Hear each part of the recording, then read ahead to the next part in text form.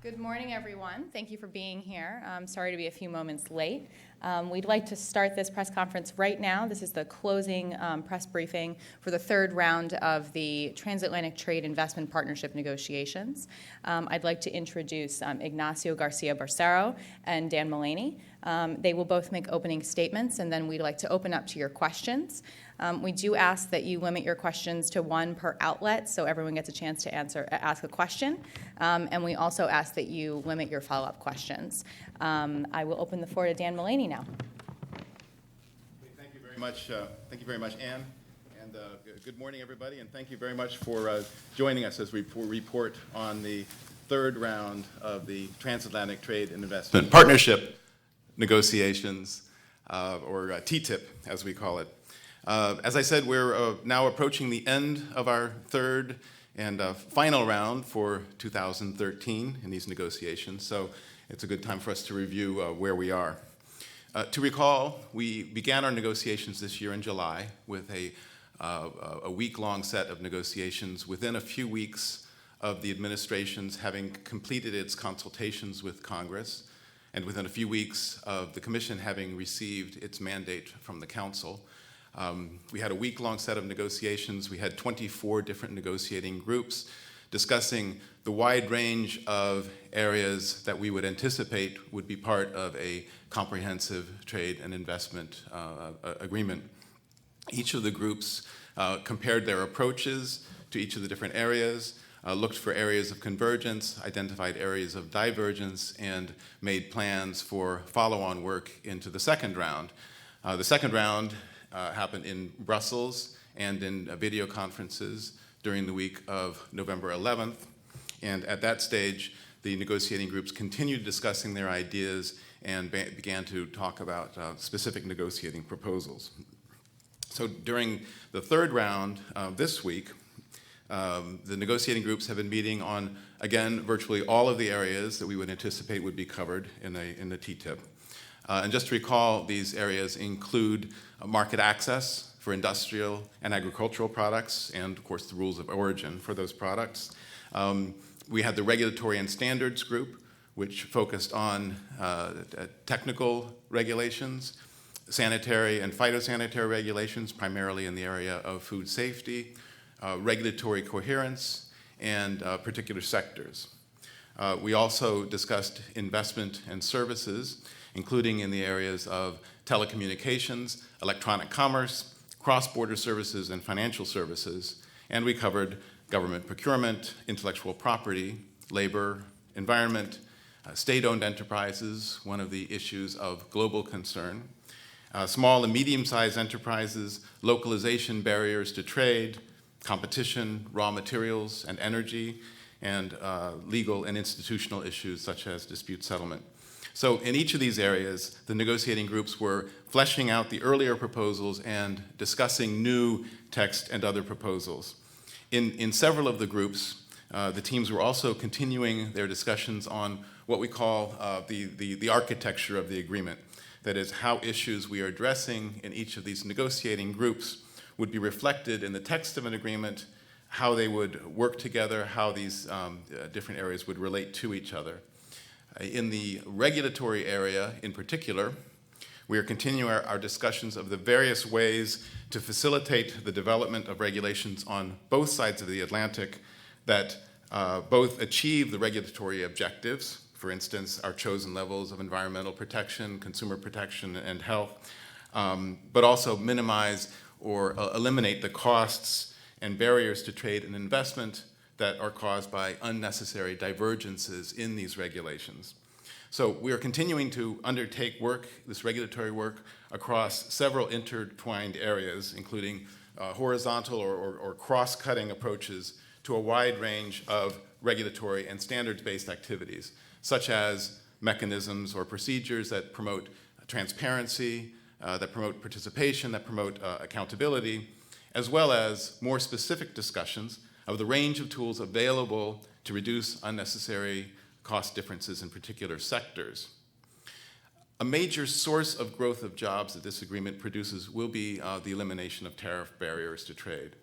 Now that the administration has received its advice from the International Trade Commission on the impact of tariff elimination. We are moving in this third round to discuss tariff elimination. We do anticipate, however, that this work will need to take place, to continue to take place in the fourth round after our exchange of tariff offers early next year. So during this round, we also pursued, and we will continue pursuing, other important areas of market access, including government procurement and services. Finally, in this third round, as in the previous two rounds, we continue to be guided by the important input that we receive from a wide range of stakeholders. As you know, the United States and the European Union summarized their joint objectives in a joint report of the High-Level Working Group for Jobs and Growth in February. The administration further described its objectives in a letter that it sent to the U.S. Congress in March. That letter is, by the way, available on our website. And then since then, we've held innumerable meetings with a wide range of stakeholders to receive input on those objectives and to exchange views. Most recently, this past Wednesday, during the course of the round, the US and the EU negotiators took time to share information and to hear viewpoints from more than 350 different stakeholders, from environmental groups, consumer, other non-governmental organizations, labor, business, and academia. This included a 3-hour session that consisted of more than 50 policy presentations that covered a range of issues, including consumer and food safety, innovation, and agriculture. These sessions offered these stakeholders an opportunity to provide negotiators valuable feedback on the negotiating objectives for TTIP as we proceed with these talks. Following that session, Ignacio and I then conducted a briefing of a large group of stakeholders for about an hour and a half, and briefed on the status of the talks and answered questions. I think I can speak for negotiators on both sides when I say that we've found this exchange with stakeholders, our ability to receive views and to exchange views with the stakeholders, to be extremely important as we determine the specifics of our way forward in these negotiations. Because we believe that this agreement has to be one that increases growth, increases jobs, increases our international competitiveness, and that has a solid stakeholder support. As I said, this is our last round of 2013.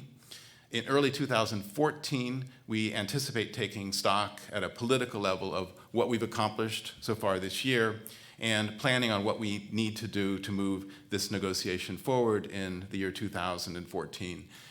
The exact timing of this assessment will depend on further discussions in January based on the work this week, which, as I mentioned, is still ongoing until the end of the day today. So, and we're also working on a schedule for several negotiating rounds in 2014. So thank you very much for your attention. I'll turn the floor over to Ignacio now, and then we'd be happy to answer any questions. Thank you. Well, thank you, Dan, and good morning to everyone. As Dan has said, we can be satisfied about this third round of negotiations. We remain on track to deliver an ambitious trade and investment agreement that should boost our economies, deliver growth, and more importantly, jobs, both for Europeans and for Americans. And I cannot emphasize how important this is at this point in time. We have had the opportunity to discuss all topics which each side would like to see covered in this comprehensive trade agreement.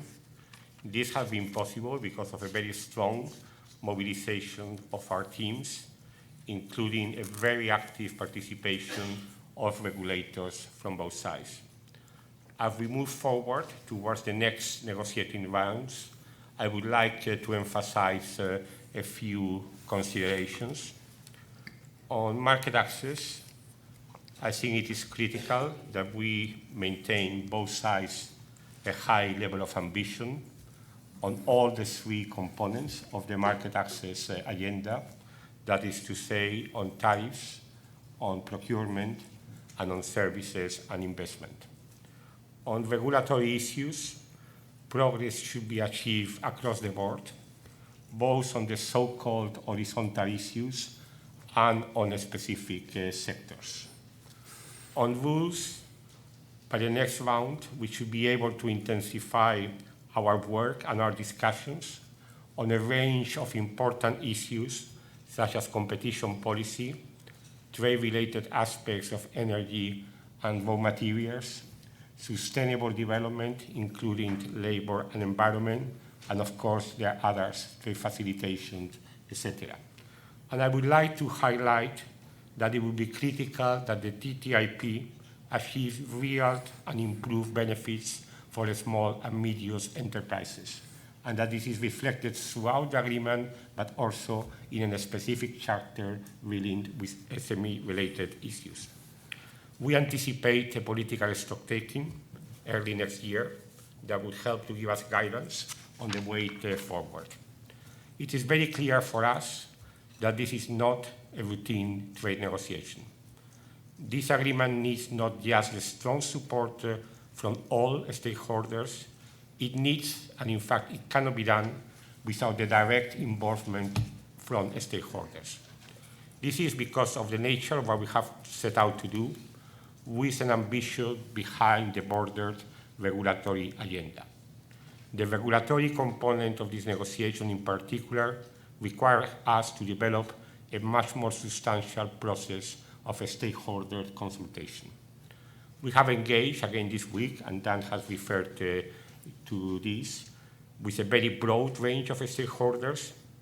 We dedicated the full day of Wednesday to absorbing input from the stakeholder presentations and engaging in a question and answer session by then. And I can indicate to you that also apart from these meetings, I had the opportunity while I was in Washington to have meetings with a broad range of stakeholders representing different interests, business, environmental groups, consumer organizations, trade unions, and I found this engagement very productive and very interesting. And I would like to also take this opportunity to mention that the 14th of January, the European Commission will be organizing a civil society dialogue which will be open to interested stakeholders. We will continue to innovate in the area of transparency and outreach, and we are determined to get this right. On regulatory issues more generally, I would like to reiterate, and I think I can speak for both sides, that we are committed for ensuring that these negotiations will not be about lowering or compromising the highest standards of consumer, environment, privacy, health, or other legitimate protections, and that each side will obviously maintain its regulatory autonomy. The TTIP is not and will not be about a deregulation agenda.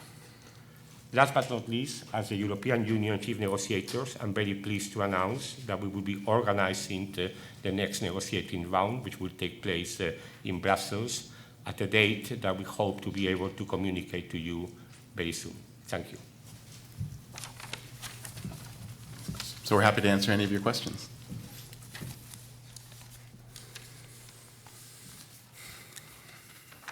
I'm Brian Beery from Europolitics. Just a question on the transparency issue. I know that on the first and the third rounds here in Washington, the USTR had this stakeholders thing where the negotiators were hearing presentations from the stakeholders, and there were press negotiators, and they were all mingling together. But in the second round in Brussels, the Commission chose not to do that. And I'm wondering why the Commission is not allowing that model, and if there's a plan for a change in the fourth round, and will the Commission be doing something similar with the stakeholders? Well, as I said, we are always ready to innovate and to improve the practice. It is true that in the second round, which, as you know, was organized in somewhat special circumstances, what we focus is to have as much time for an interactive discussion with the two chief negotiators. And by the way, I'm very pleased that in this round, the US has also organized a sufficient time for interactive discussion, because we believe that that is very important. We are still reflecting about new modalities for the discussion with the stakeholders, and we will see about what is the best way to organize that in the next negotiating round. I can assure you in any case that there's a continuous process of dialogue with the stakeholders, that we are receiving input from them on all the aspects of the negotiations. And for us, it's important not just that we listen, that we hear what they have to say, but that we also have the opportunity to engage in a discussion. So we would further reflect about the best way to organize this, not only during the negotiating round, but also throughout the negotiating process. I should point out that Ignacio and I did have an exchange with approximately 400 stakeholders over the course of 2.5 hours or a little after, and I think we pretty much exhausted the number of questions that there were in the room. So it was a high level of interaction with a large number of stakeholders.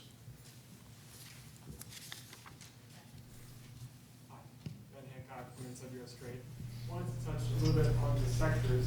First, for Ignacio, you mentioned the last round, which sectors did you all discuss? Which sectors, as part of not horizontal, but the sectoral annex, are you focusing on now? Is the EU focusing on now? And Dan, if I can ask you, what sectors is the U.S. prepared to begin negotiating on in the context of the sectoral annex? Either now at the end of this round or in the next coming round? Well, I mean, I think that throughout this negotiating round, but also in the previous round, we have been discussing the number of sectors where both the United States and the European Union have indicated an interest in exploring the possibility of having specific sectorial commitments. We have had discussions on sectors like automobiles, like pharmaceuticals, medical devices, cosmetics, textiles, chemicals, ICT. I hope I'm not forgetting any of the sectors, but if I'm forgetting any, I'm sure that Dan would be able to correct me. And I wish to emphasize that these are sectors that both sides have indicated an interest in moving forward in terms of exploring specific sectorial commitments. And there are all sectors in which, to a large extent, there have been joint submissions by both European and United States stakeholders. So I would really think that this is an issue of common interest both for the United States and the European Union. Yeah, thanks, Ben. When we went out for Federal Register comments, we got about 370 different comments from a lot of different industries and other interested parties suggesting what we should do. And as Ignacio said, we've started to identify some sectors that we think are useful to have discussions on, to look for ways that we can reduce costs associated with unnecessary regulatory divergences. Yet we're not finished identifying the issues associated with sectors. We're still working through those and their interrelationship with some of the horizontal issues.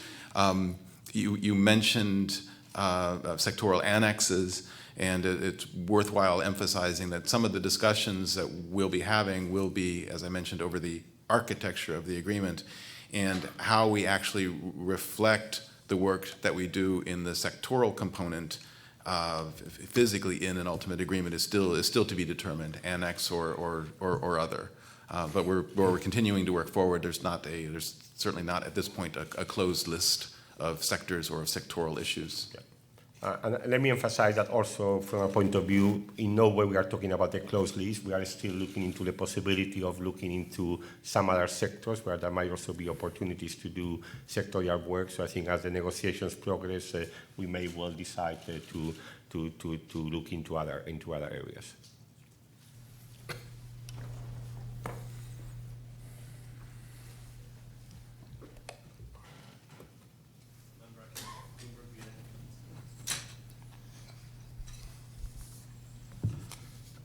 Len Bracken, Bloomberg BNA. Aside from the sectors, is the overall architecture decided? In other words, would it be accurate to report that you have decided on the scope of the agreement aside from the sectors? And to what extent does that still reflect the high-level working group report?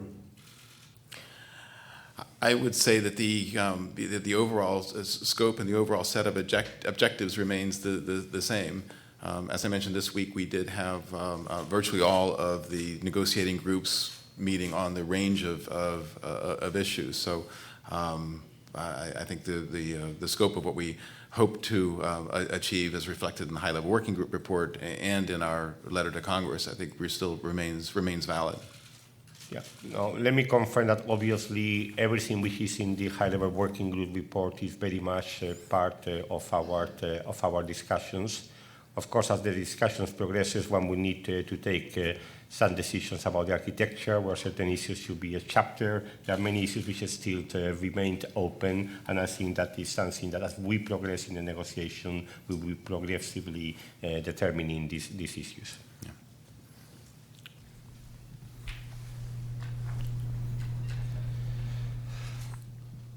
Hi, Christy Ellis with Women's Wear Daily. On textiles, I have a two-part question. What were sort of the nature of the discussions?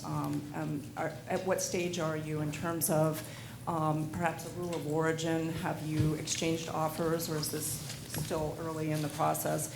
And then secondly, at the stakeholder meeting, a trade group, the American Apparel and Footwear Association, raised an ongoing issue. The EU imposed a 28% tariff on U.S. denim exports, and that stems from the Byrd Amendment WTO case. Are there efforts to address this issue, and how close are you to resolving it? Yeah. Thank you. Well, first, the discussions that have taken place on textiles have been mostly focusing on regulatory issues in the textile sector. We haven't yet got to the stage in which we have a change offers. That's one of the things that we would be aiming to do early next year on all sectors, of course, not only on textiles. On rules of origin, the discussion so far is much more on the horizontal aspects of rules of origin. We haven't really started to discuss the specific rules of origin which apply in different sectors. As to the specific measure that you referred to, we have not discussed that issue in this context. This is not the forum to discuss specific trade concerns. We have been focusing on what we aim to do in the TTIP. So no, it's not an issue that we have discussed in this context. Thank you. Yeah, I think it is fair to say that on textiles, market access, rules of origin, we did have conversations this week. I think those conversations will be then continuing into 2014 as we move forward to the exchange of offers.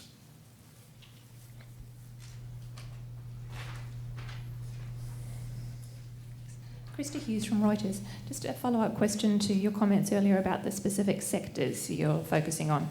Which are the sectors at the moment which are furthest from being included on that short list of sectors where you're seeking regulatory compatibility? And then what is the current thinking on including energy, specifically US gas exports, in the scope of this negotiation? Yeah. Well, I think it's important that you bear in mind that on each of those sectors, a significant range of issues have been raised, where it has been suggested that while fully maintaining the level of protection in the European Union and in the United States, it is possible to achieve significant regulatory cost savings. And of course, this depends very much on each sector. In some cases, there is a question about the possibility of mutual recognition of technical regulations. That's an issue which is being discussed in the car sector. In other areas, it is a question of mutual recognition of inspections of manufacturing facilities. This is being discussed in the pharmaceutical, medical devices, and cosmetic sector. In other sectors, it's a question of better coordinating the risk assessments, for instance, in the chemical sector. So there are different type of tools which depend very much on the specificities of each sector, and where you need to have the regulators looking into these issues thoroughly, looking into all the opportunities, and moving forward on each of them as we progress in this negotiation next year. So I think that at this point in time, what we are doing is on each of these sectors analyzing the issues, reviewing the evidence, and engaging in an intensive process of discussion amongst regulators together with us, the trade negotiators, to see how we can achieve these goals without in any way compromising the levels of protection. On energy and raw materials, we certainly have an interest, and we hope that there will be a clear guarantee of security of access to U.S. resources. This is something of great importance. But of course, we are looking into the issue of energy and raw materials not only from that point of view, but also from the broader systemic perspective, because we believe that both the European Union and the United States have a common interest in promoting open, transparent regimes for trade and investment in raw materials and energy, and we are still discussing what is the best way in which the TTIP can contribute towards that objective. Yeah, on the question of sectors, it's true that each of the different sectors that we're looking at present their own issues, their own challenges, and in a way they reflect the broad range of tools that we have at our disposal to reduce costs. In certain areas, it may well be if the two sides have the same level of protection, but different regulatory ways of achieving that there may well be opportunities for equivalence or mutual recognition.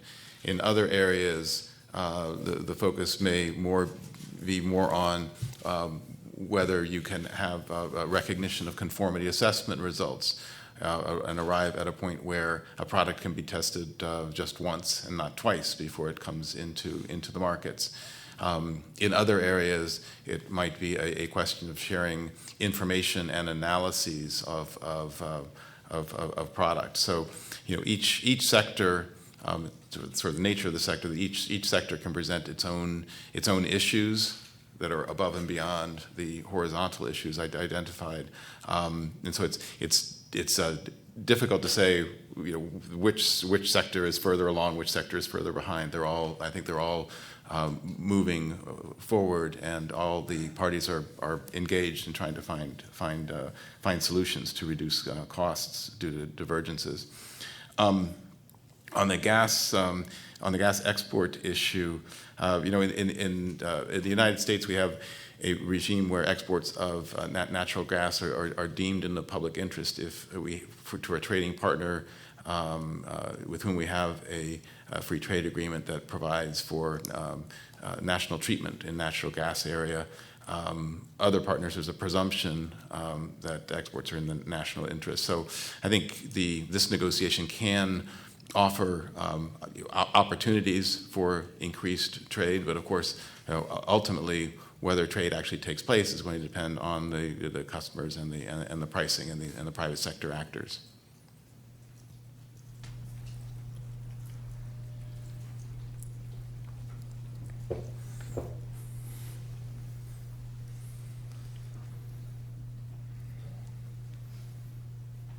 I'm Pat Reber from the German Press Agency. At the stakeholders meeting on Wednesday, there were issues raised by some of the digital democracy groups about whether or not data privacy was going to be part of the TTIP. Many of the groups opposed any inclusion of data privacy in the final agreement because they felt there were processes on both sides of the Atlantic now to address the issue of data privacy in the wake of the NSA surveillance scandal. Thank you. Well, I think that you know our point of view on this because we had made it clearly in many occasions. Data privacy is not part of the TTIP negotiations. There are other forums or where issues and concerns relating to data privacy are being discussed between the United States and the European Union, but the TTIP is not the right forum for addressing those issues. This does not mean, of course, that we are not ready to talk in the TTIP on issues like electronic commerce, on issues like data flows. It's a very important component of a modern economy, but for us, any such discussion is based on a very clear premise that whenever it comes to personal data of European citizens, that data can only be transferred abroad in compliance with the European Union legislation on that matter. And this is a fundamental issue. You know that for us it's an issue of fundamental rights on which I think our position is very clear and very well known. Yeah, I mean, companies on both sides of the Atlantic have built up one of the most robust data transfer networks in the world. And it's a network that really forms the backbone of our mutual international competitiveness and helps support the $4 trillion in foreign direct investment that we have in each other's economies and the $3 billion a day in trade in goods and services that occur every day. So the TTIP should offer opportunities to facilitate and support those flows. We're confident as we work through this process that we can accomplish that result and do that in a manner that remains respectful of the privacy regimes that exist on both sides of the Atlantic.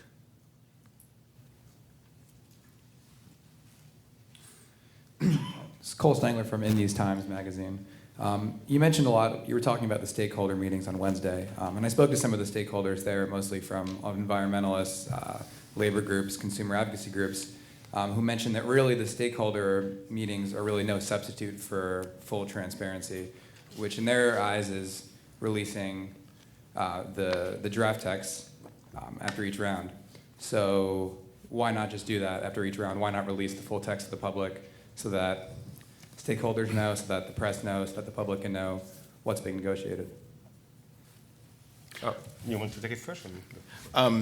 Yeah, I mean, we've been working a lot through these stakeholder engagement sessions and meetings and through our written letter to the Congress and joint reports to maximize the level of transparency, to describe precisely what we're doing, to engage one-on-one in many instances, or with a group of stakeholders in other instances, to try to make as clear as possible what it is we're doing and to get their viewpoints. And in our view, so the value of transparency is paramount in our mind. We do need, however, to give the negotiators space to have frank conversations, to negotiate in the case of our negotiators in the U.S. national interest. And so what we've, I think, are achieving is a balance between giving those negotiators the space that they need to be frank, have frank conversations and negotiate, but also communicate as fully as we are able the objectives and what we are doing, and to receive input from the stakeholders. I mean, let me just add that this is an issue where it is very important to strike the balance right. As Dan has indicated, it is critical in a trade negotiation where each party can forward with its own textual proposals, that you have the space to see how you can accommodate the views of the other party and progressively come into a common text. This is a complex process. It's an interactive process that takes place throughout the negotiation until such time as you can say there is a text which represents a common European and American view. If you were going to be releasing those texts throughout that process, inevitably the possibility for both sides to work together to compromises would become much more difficult. And I don't think that anyone would want that to happen. At the same time, it's very important for each of us to be able to communicate as clearly as possible to our citizens what is the position that each one is taking in the negotiation. And that's the reason why in the European Union we have made an effort to make as many position papers public, where we indicate in each of the different negotiating areas which are the objectives that we are pursuing in that negotiation. And our doors are always open to discuss with any interested stakeholders any issues which are a matter of concern. And you certainly can see that on certain issues which have given rise to a lot of discussion in Europe, we have made a particular effort to engage in a discussion to explain the positions and to better understand the views of stakeholders. So I think this is a balance which needs to be maintained. We will continue to reflect as far as the negotiations progresses about how to ensure that that this element of maintaining this balance is respected in a manner which ensures efficiency of the negotiating process, but also the maximum of public accountability. And of course, once the text has become stable and consolidated, everyone will be able to see the result, and there will be time before the final decision is taken by our legislators to ratify a text, to know what is the content of each of the chapters of this agreement. And I should say we are making a huge effort to implement deep transparency in this negotiation. But of course, we can always improve, we can always do better. So we appreciate the views that we hear from stakeholders about what we can do to improve this process.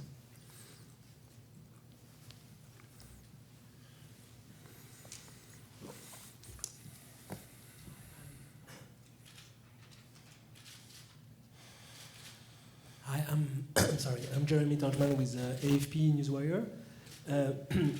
There's a growing concern that a dispute settlement mechanism could give the companies the power to directly challenge welfare legislation in Europe.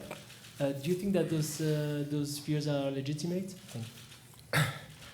Well, all views are always legitimate, and I think that all views need to be respected and need to be discussed.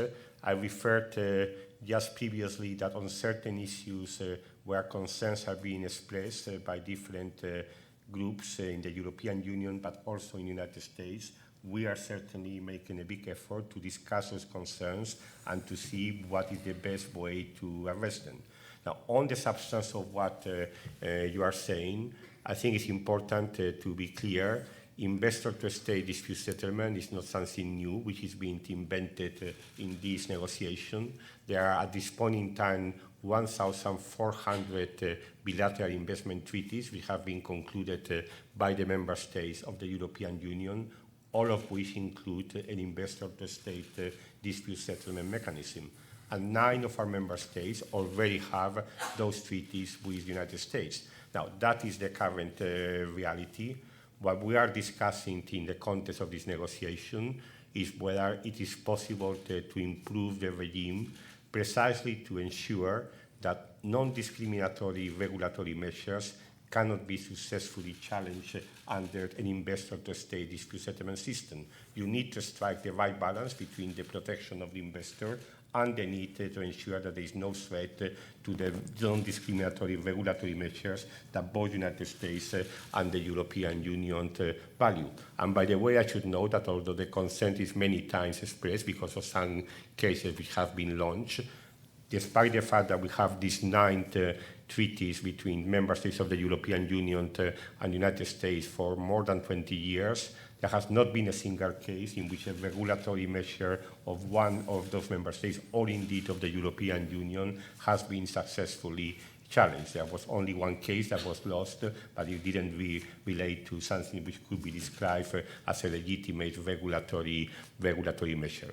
In any case, for us, we take this concern seriously. That's why we are explaining that what we have been trying to do at the European level, for instance, in our negotiations with Canada, is to ensure that the investment protection standards of those agreements are defined in as precise manner as possible. Because the greater that there is precision, the less that there is a risk of arbitrary interpretations by any arbitrator. So we are looking into more precise definition of the investment protection standards, and we are also looking into how to reinforce the procedural guarantees of the process. For instance, through transparency of the arbitration procedure, through rules to avoid and deter frivolous claims, and through a number of elements which ensure that the procedure respects all the due process guarantees which are fundamental and necessary. Again, in our negotiations with Canada, we have made a number of important innovations in this area, which go, by the way, way beyond what is provided in the current investment treaties of our member states. And we very much hope and expect that in our discussions with the United States, we will be able to look into this and perhaps even to do better. Yeah, I don't have a lot to add other than to say we do understand the concern, and we do appreciate those concerns having been communicated to us so clearly. But for us, it is a key goal of our negotiation in this TTIP will be, of course, to protect the right of the governments to regulate in the public interest, a right that we would simply never negotiate away. At the same time, we do want in this negotiation to pursue strong investor protections so that, from our perspective, American companies investing abroad have the same access to fair and equitable treatment as they receive in the United States. I mean, that system for us does include a variety of mechanisms, including state-to-state dispute mechanisms and investor-state dispute mechanisms to ensure fair and equal treatment. And this is an approach that we have taken in all of our FTAs, and it's an approach that we have evolved in the course of over a decade of studying our investment provisions, receiving input on those provisions, and striking the right balance to ensure that governments continue to have the ability to regulate in the public interest.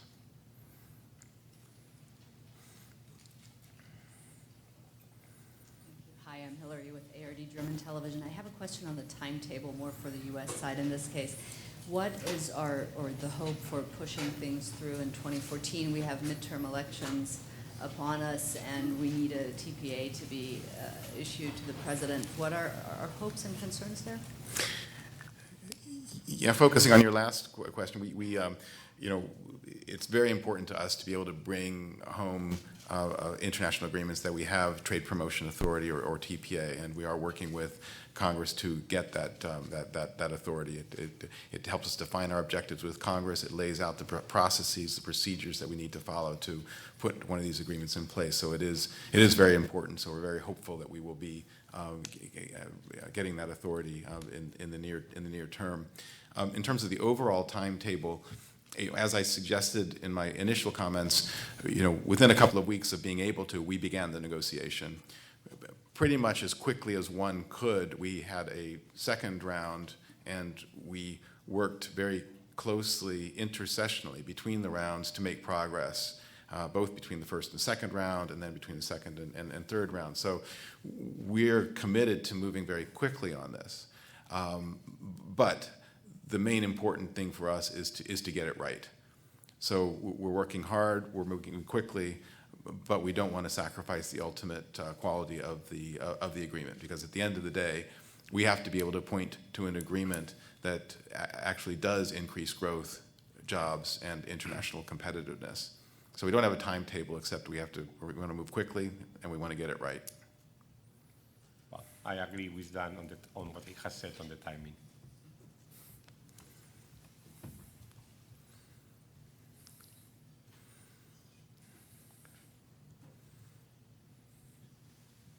Thanks. Jim Berger from Washington Trade Daily. If I can turn this around a little bit and ask you something negative.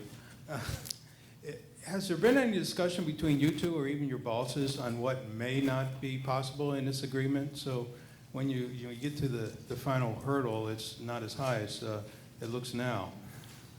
Have you discussed it, or is there an agreement of what's bridged too far? There are continuous discussions about the different elements of the agreement. I don't think that at this stage we are discussing what the final result will be. Yeah, as I noted, we're proceeding in this round, as in previous round, with the wide range of topics that we would hope to be included in a comprehensive trade and investment agreement.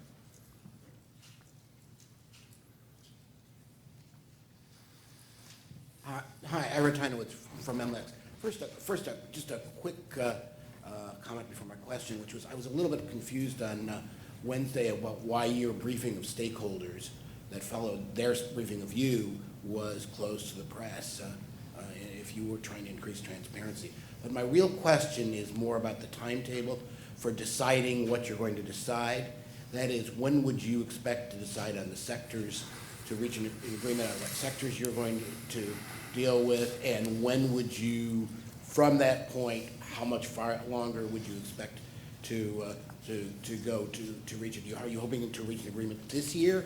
Is it something that's going to be taking place next year? Can you give us just sort of the outside and what your timetable is for various elements of this agreement? Yeah, on the latter question, I don't think we don't have a timetable for making decisions on specific things. We're trying to move forward and make progress in all of the areas as much as we can. There will come a time, I suspect we'll be figuring out how we're going to wrap up issues, but that time is not yet. On your first question, we had the 3-hour session with all of the stakeholders and the negotiators and lots of members of the press. So for that 3-hour session where there was a direct negotiator to stakeholder interaction, the negotiators were there with members of press and the stakeholders. Our feeling was that the briefing that we gave to the stakeholders on Wednesday afternoon was their opportunity to pose questions to us and have an exchange, and that the opportunity for the press, for us to have a briefing and have questions and answers would come at the end of the round when we had completed the round during this hour. Yeah. Can I perhaps just say a word on the sectors, perhaps to clarify? The sectors which I mentioned in answer to a previous question are those sectors where both sides are currently exploring the possibility of having specific regulatory commitments. I mean, of course, in this negotiation, we are discussing very broadly horizontal disciplines which are relevant for all sectors. We are looking into many other issues, but that list of sectors is sectors where we are looking concretely where it is possible to achieve specific regulatory commitments that go beyond and complement what is being done at the horizontal level. It is not a closed list. It is just a list on which we have started to work cooperatively with the involvement of the regulators from both sides. And within each of those sectors, there's a list of issues that we are looking into. I think as we progress in the discussion, we will see how far it is possible to go under each of the issues, under each of those sectors. I think that's important to bear in mind.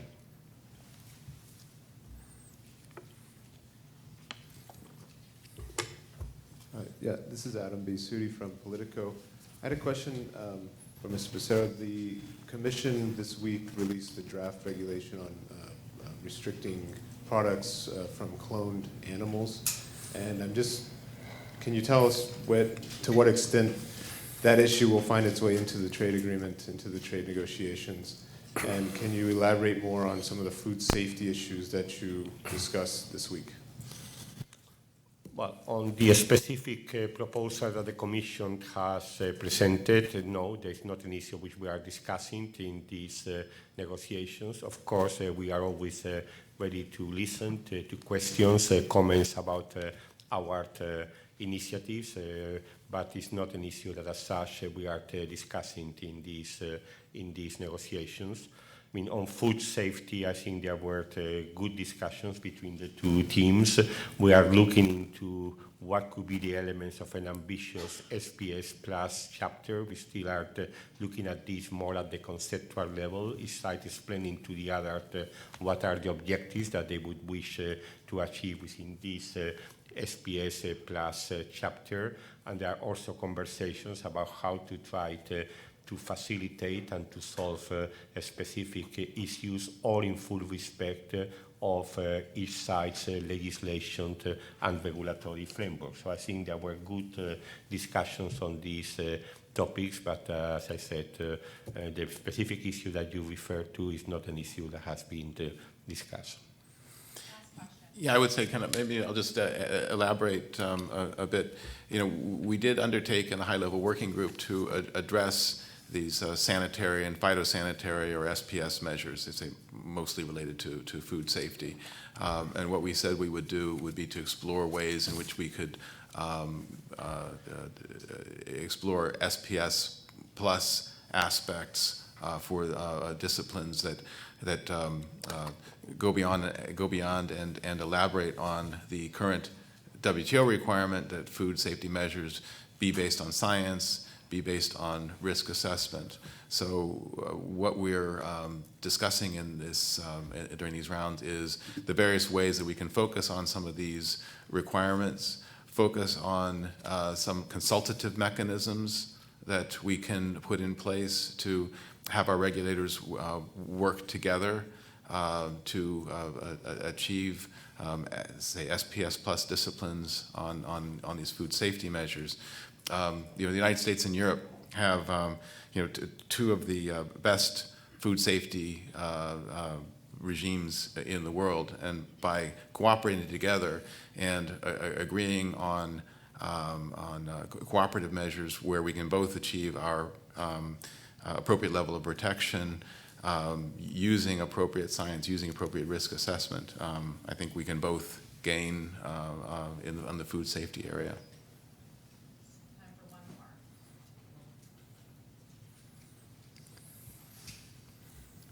Panga from China Xinhua News Agency. I just want to follow up with the investor-state dispute settlement issue. Why is this dispute settlement so important for the TTIP trade agreement? And you know, another question, both the United States and the European Union are negotiating negotiating bilateral investment treaty with China. I'm wondering, do you guys have plans to put this investor-state dispute settlement in the BIT talks with China? Well, I mean, certainly I think that the negotiation that we would do with China on investment, one of the issues that would be certainly discussed there is also investor-to-state dispute settlement. I think it's a very early stage of that discussion, but we certainly will be discussing also this issue with our Chinese colleagues. Yeah, I mean, and for us, as I said, I mean, it's extremely important to maintain the right of governments to regulate in the public interest, but at the same time, it's a strong objective to make sure that we have in the international system strong investor protections that do include these variety of fora, including, as I mentioned, state-to-state dispute settlement, as well as the investor-state dispute settlement. That's it. Thank you, everyone. Thank you. Thank you. You guys will just do a handshake.